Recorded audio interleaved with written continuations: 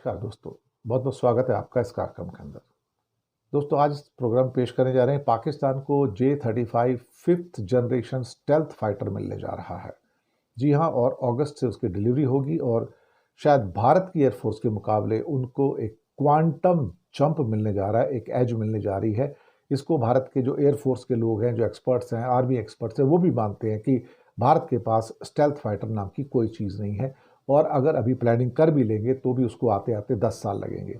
अगर आप किसी के साथ कोई सौदा करते हैं Su-57 का या F-35 का, तो भी उसको डिलीवर होने में 3 से 4 साल लग सकते हैं। तो हम इन 2-3 सालों में, 4 सालों के अंदर शायद इस रेस में पिछड़ जाएं, क्योंकि पाकिस्तान को ना केवल एज मिलेगी बल्कि उसके पास जो दूसरे मॉडर्न हथियार हैं वो भी चाइना से उसको मिलने जा रहे हैं। इसके साथ ही कनाडा की एक नई इमिग्रेशन लॉ जो है वो इस समय आ रहा है, और क्या वो फ़ायदेमंद होगा? क्या उससे भारतीयों को कुछ फ़ायदा हो सकता है, या बाकी देशों के जो लोग हैं क्या उनको कुछ फ़ायदा हो सकता है? ये देखने की ज़रूरत होगी कि इससे कौन कौन फ़ायदे ले सकता है। तो चलिए, आप सबका स्वागत है। और सबसे पहले हम कनाडा के जो नए सिटीजनशिप के जो लॉज आए हैं, इमिग्रेशन लॉज आए हैं, उसके बारे में थोड़ी सी बात करते हैं कि इंडियंस के ऊपर या बाकी लोग जो वहाँ पर रहते हैं और जो वहाँ पर जन्मे हैं, विदेशों में जन्मे लोग हैं, उन पर क्या असर होगा। कनाडा की नागरिकता को लेके जो नियम बनाए गए थे ये अब और कड़े हो गए हैं, यानी कि इतना आसान नहीं होगा। एक C3 नाम का एक नया बिल पेश किया गया है। इसमें वंश के आधार पर कनाडा की नागरिकता मिलने के मौजूदा नियम को खत्म कर दिया गया है। वहाँ पर उनकी जो इमिग्रेशन मिनिस्टर है लीला मैटलिस, उन्होंने बिल पेश किया और ये कहा है कि कनाडा के बाहर पैदा हुआ कोई भी कनाडाई नागरिक विदेश में पैदा हुए अपने बच्चे को अपनी नागरिकता नहीं दे पाएगा। मूल रूप से 2009 में ये संशोधन किया गया है और नागरिकता को केवल कनाडा में पैदा हुई पहली पीढ़ी तक सीमित कर दिया गया था।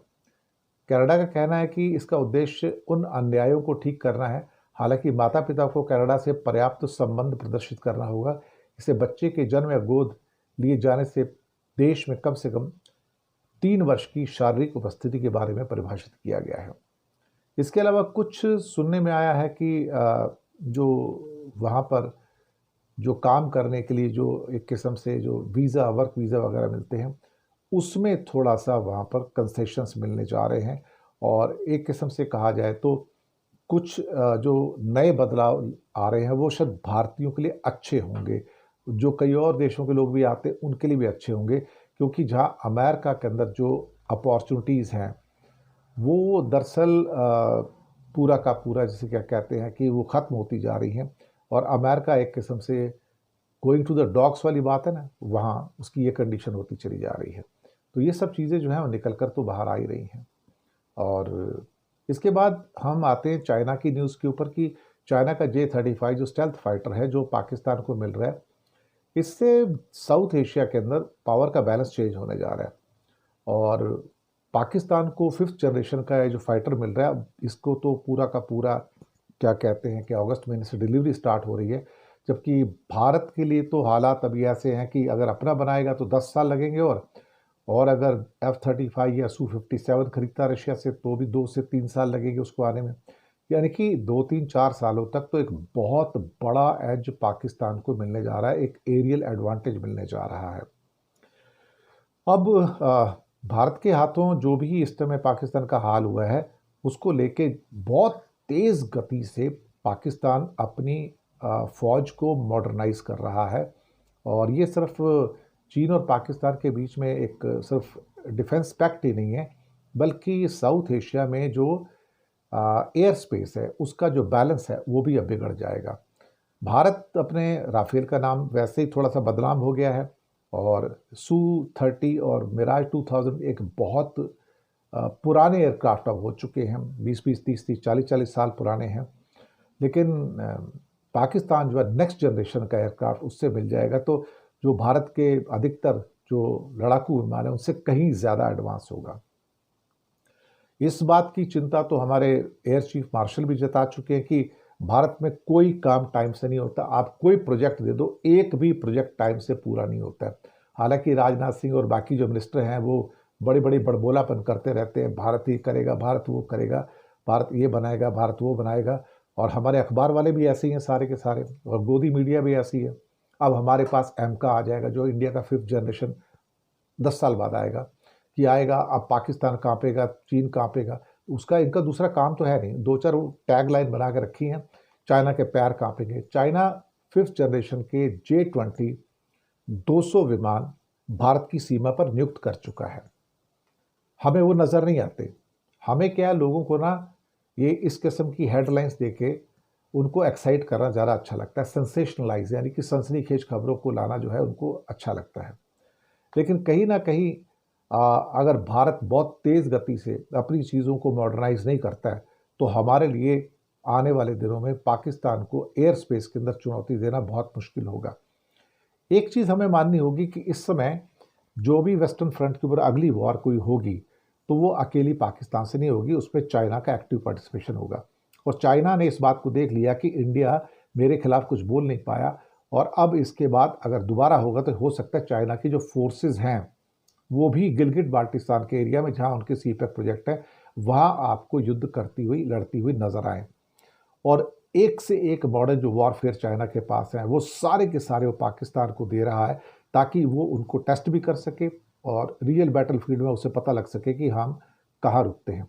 और यहाँ पर भारत को अपनी जो इलेक्ट्रॉनिक वॉरफेयर है, या साइबर डोमेन है, या ड्रोन्स का जो सारा का सारा डोमेन है, सैटेलाइट का रियल टाइम जो मॉनिटरिंग है, इन सब को भारत को बहुत तेज़ी से आगे बढ़ाना होगा, क्योंकि पाकिस्तान को एक बना बनाया इलेक्ट्रॉनिक्स और सैटेलाइट का डोमेन चाइना से मिल रहा है, जो उसकी कनेक्टिविटी है। तो वो तो बहुत आगे पहुंच चुके हैं चाइना वाले तो हमसे, लेकिन हम तो उनसे इस समय बहुत ज़्यादा पीछे हैं। ये बात बिल्कुल सच है। और अगर हमने अपने आप को अपग्रेड नहीं किया, तो जो air chief marshal AP Singh अक्सर कहते नजर आते हैं कि जल्दी कुछ करो वरना बहुत बुरा हाल हो जाएगा, जल्दी कुछ करो। लेकिन शायद सरकार के कानों पर जूं नहीं रेंगती और वो अपनी रफ्तार से चल रही है। उनको लगता है कि पाकिस्तान को तो हम मार देंगे, लेकिन हम ये भूल जाते हैं कि अगली वॉर जो होगी चाइना प्लस पाकिस्तान होगी, और तब भारत के लिए चुनौतियां जो होंगी वो बहुत ज़्यादा बड़ी होंगी। उन हालातों में भारत को अगर तैयार नहीं किया गया तो शायद हम एक और सेटबैक हमें लग सकता है। अभी भी जो हमारे एयरक्राफ्ट जो लूज हुए हैं, हम उसके डेटा बताने को तैयार नहीं हैं, जिसकी वजह से हमारी बदनामी भी हो रही है। अमेरिका के अंदर एक आखिरी खबर है कि अमेरिका के अंदर जो हालात हैं वो बिगड़ते चले जा रहे हैं। मस्क के साथ तो जो हुआ सो हुआ, लेकिन बाकी इंडस्ट्री भी इस टाइम ये सोच रही है कि भाई अमेरिका में क्या नई इंडस्ट्री लगाई जाए, क्या अमेरिका में बिजनेस किया जाए। अमेरिका का एक बहुत बड़ा स्ट्रेंथ है कि जो उनके ट्रेजरी बॉन्ड्स होते हैं, जो दुनिया खरीदती है, ताकि डॉलर उनके वहाँ पर बैंक में आते हैं, फेडरल रिजर्व के अंदर आते हैं। अब मुसीबत यह है कि वो सारे के सारे जो ट्रेजरी बॉन्ड्स, जिनको कि एक श्योरिटी समझा जाता था, एक सोने के बराबर समझा जाता था, उसके लिए लोगों में होड़ लगी रहती थी, देशों में होड़ लगी रहती थी, अब उसके कोई चाहने वाले कहीं मिल नहीं रहे हैं। और कई इंडस्ट्री तो अब ये कह रही हैं कि इस अमेरिका में काम करने से फ़ायदा नहीं, तो हम जाके अपनी जो भी प्रोडक्शन लाइन्स हैं उनको कहीं बाहर ले जाते हैं, या अपने ऑफिस को बाहर ले जाते हैं।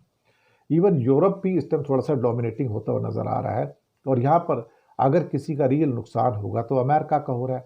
साथ में उनके डॉलर भी आने वाले दिनों में टूटेगा, तो उसकी जो हेजीमोनी है या उसकी जो डोमिनेंस है वो भी आपको क्रैक होती हुई नज़र आएगी। तो इस बात से हम इनकार नहीं कर सकते कि अमेरिका को इस समय अपने सर्वाइवल के लिए सबसे बड़ा खतरा जो है वो ट्रंप बन के आए हैं। एक्चुअली ट्रंप अगर और कुछ समय तक रह गए तो पूरा का पूरा अमेरिका के पूरे डोमेन को बर्बाद करके जाएंगे। अभी जो लॉस एंजलिस के अंदर जो सारे प्रदर्शन हुए हैं और जिस ढंग से उनको कुचलने की सारे का सारा प्रयत्न किया गया है, तो इससे पूरा का पूरा इस बात का आभास होता है कि एक तानाशाह कैसे काम कर सकता है।